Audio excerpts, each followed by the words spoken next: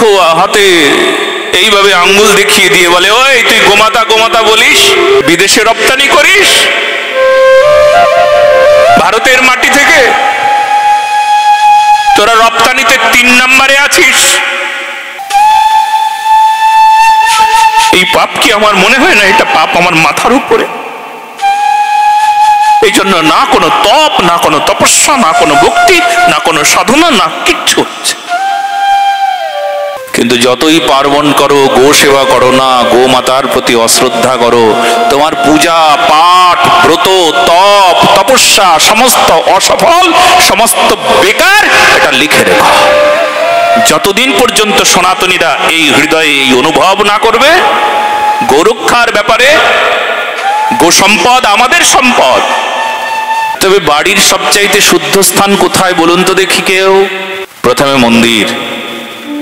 মন্দিরের মতোই আরেকটা মন্দির, তার নাম জোরে বাহ, গো মাতা কি। যেখানে গোমাতা অবস্থান করেন, মন্দিরের মতন আরেকটা মন্দির। দুটোই মন্দির আমাদের সনাতন ধর্মে, আমাদের দুটোই মন্দির।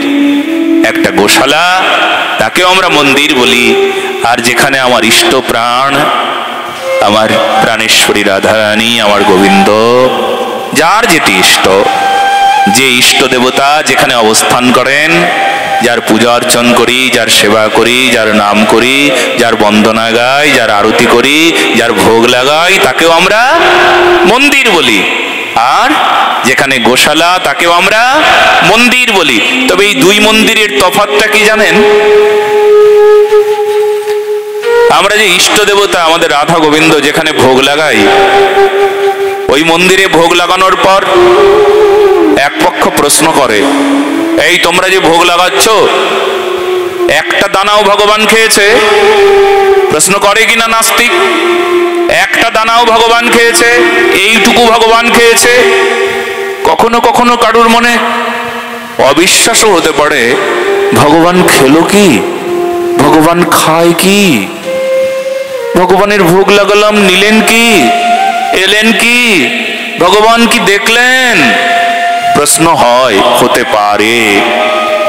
শোনো না, এখানে সংশয় থাকে, সংশয় থাকতে পারে, তবে একটা জায়গায় কোনো সংশয় নাই, ভোগ লাগালে গ্রাসে গ্রাসে মহানন্দে আমার গোমাতা গ্রহণ করেন। এটা দেখতে পাওয়া যায়। যাদের চোখ আছে তারাও দেখে, যাদের চোখ নাই তারাও জানে যে ওখানে আমার দেবতা, বিশ্বস্য মাতর গাব, আমার গোমাতা, আমার রাষ্ট্রমাতা, আমার আরাধ্যা, তিনি ভোগ গ্রহণ করছেন। আজকে আমরা ইস্কন মন্দিরে গিয়েছিলাম, সেখানে গোশালায় আমরা যে গোমাতাকে ঘাস দিচ্ছিলাম, আমার এত আনন্দ হচ্ছিল, সারাটা শরীর শিউরে উঠছিল। কিছু যেন বলতে চায়, হয়তো তার ভাষা বুঝবার মতন ওই মন, ওই বুদ্ধিটা আমার নাই, কিন্তু কেউ তো বুঝতে পারেন গোমাতা বলতে চায়। গোধন কিছু বলে, গো সম্পদ আমাদের সনাতনী সম্পদ। অন্য কেউ একে সম্পদ বলে না, অন্য কেউ হয়তো কেউ খাদ্যও বলতে পারে, কেউ বলতে পারে গৃহপালিত পশু, কেউ বলতে পারে দুধের জন্য রাখি, কেউ বলতে পারে কাজের জন্য রাখি, কেউ বলতে পারে বিজনেস করি। আমরা সনাতনীরা কখনো এই শব্দ বলবো না, আমরা সনাতনীরা বলবো আমার প্রাণের চাইতেও প্রিয়। কেউ যদি গোমাতাকে বিক্রি করে দেন কোনো কসাইয়ের হাতে, কোনো বিধর্মীর হাতে, কেন বিক্রি করলেন? বলে আরে দুধ হচ্ছে না, এখন আর বাচ্চা কাচ্চা হবে না, অনেক দিন ধরে চিকিৎসা করলাম আর ভালো হবে না, ডাক্তার বলেছে আর বেশি দিন বাঁচবে না, তাই বিক্রি করে দিলাম, 1 লাখ টাকার মতন পেলাম।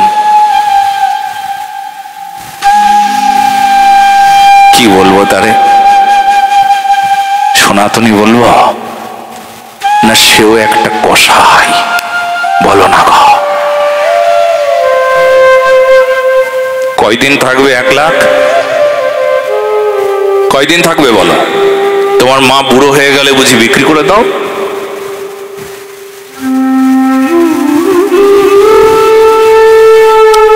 আমরা আমাদের গোমাতাকে অমন করে ভাবি না,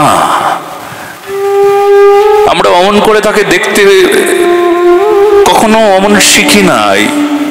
কেউ কেউ মনে মনে ভাবেন যে আমি তো আর ঘাতক নই, আমি তো আর কাটলাম না, আমি শুধু বিক্রিটা করেছি। যে কিনে নিয়েছে সে কি করবে? সেই জন্য যদি কখনো এই অনুভবটা হয়েছে তবে তুমি শোনা, তুমি যদি এখনো শুধরে না যাও তাহলে শুধরে যাওয়ার সময় এসেছে। কি যে ভয়ঙ্কর পরিস্থিতি তোমরা জানো না। গোমাতার প্রতি যত্নশীল হও, আজ থেকে খুব যত্ন করো। তার দুধ হবে বলে খেতে দেবে, দুধ না হলে খেতে দেব না, ভালো করে খেতে দেব না, রাস্তায় ছেড়ে দেব।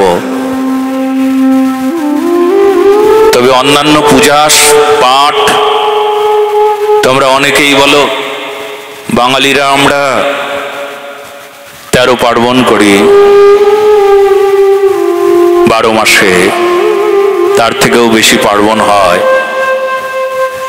কিন্তু যতই পার্বণ করো, গো সেবা করো না, গো মাতার প্রতি অশ্রদ্ধা করো, তোমার পূজা পাঠ ব্রত তপ তপস্যা সমস্ত অসফল, সমস্ত বেকার।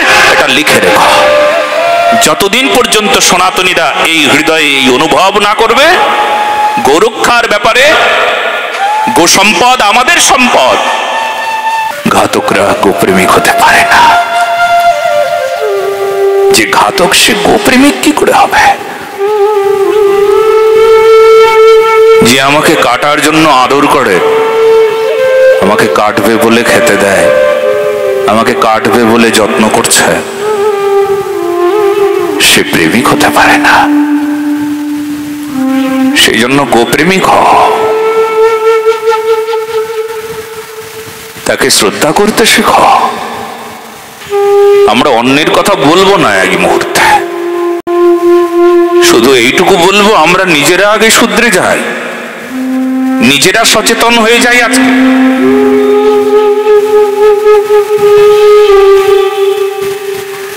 নিজেদের দোষ একবার দেখে নাও গো মা।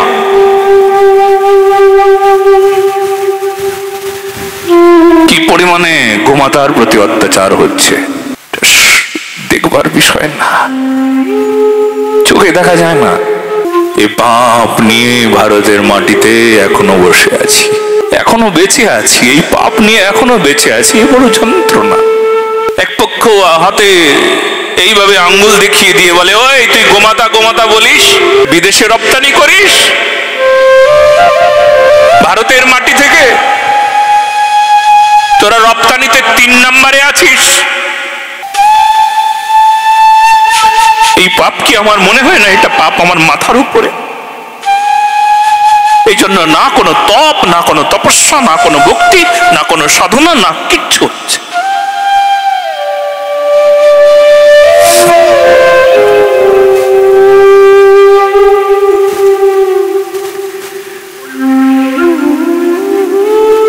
গো সেবা বাধ্যতামূলক সেবা, সবাইকে বলছি। তুলসীর সেবা না করলে যেমন ভগবানকে পাওয়া যাবে না, তুলসীর সেবা আপনারা সবাই শিখে নিয়েছেন, তুলসীর সেবা করতেই হবে। তুলসী কৃষ্ণ প্রেয়সী এটা যেমন জেনে নিয়েছেন, গঙ্গার সেবা এটা যেমন জেনে নিয়েছেন, এছাড়া চলবে না। বৈষ্ণব সেবা এটা ছাড়া ভগবানের সেবা হয় না, এটা জেনে নিয়েছেন। গুরুদেবের সেবা ছাড়া ভগবানের সেবা হয় না, এটাও জেনে নিয়েছেন। গো সেবা ছাড়া ভগবানের সেবা হয় না, এটা আজকে জেনে নিন। ভারতবর্ষের মাটিতে বড় লজ্জা মা, মুখ দেখানো যায় না।